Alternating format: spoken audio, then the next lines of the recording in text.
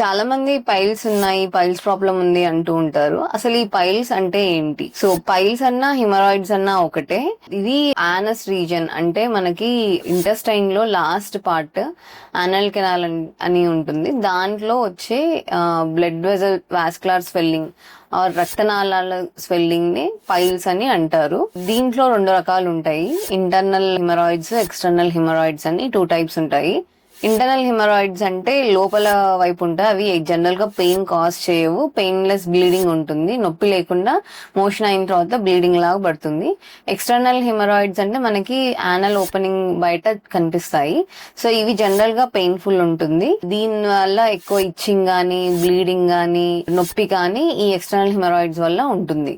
ఈ piles causes ఎలా వస్తాయి, అసలు ఈ పైల్స్ కి కారణాలు ఏంటి అంటే, ఎక్కువ ఎక్సెస్ ట్రైనింగ్, మోషన్ కి వెళ్ళేటప్పుడు ఎక్కువ ముక్కినప్పుడు, లేదంటే కాన్స్టిపేషన్ ఉన్నప్పుడు, ఎక్కువసేపు టాయిలెట్ మీద కూర్చొని ఎక్కువ ప్రెషర్ పెట్టినప్పుడు, లేదంటే ఎక్కువసేపు కూర్చొని వర్క్ చేస్తున్నప్పుడు, తర్వాత క్రానిక్ కాన్స్టిపేషన్ అంటే చాలా రోజులుగా కాన్స్టిపేషన్ తో సఫర్ అవుతున్న వాళ్ళకి పైల్స్ ఉంటాయి. ఒబేసిటీ, ప్రెగ్నెన్సీలో కూడా పైల్స్ డెవలప్ అవుతాయి. హెవీ లిఫ్టింగ్, స్ట్రెయిన్, పొట్ట మీద ఎక్కువ స్ట్రెయిన్ పెట్టి హెవీ లిఫ్టింగ్స్, వెయిట్ లిఫ్ట్స్ చేసేవాళ్ళు, తర్వాత లో ఫైబర్ డైట్ తీసుకున్న వాళ్ళలో కూడా ఈ పైల్స్ అనేది ఉంటుంది.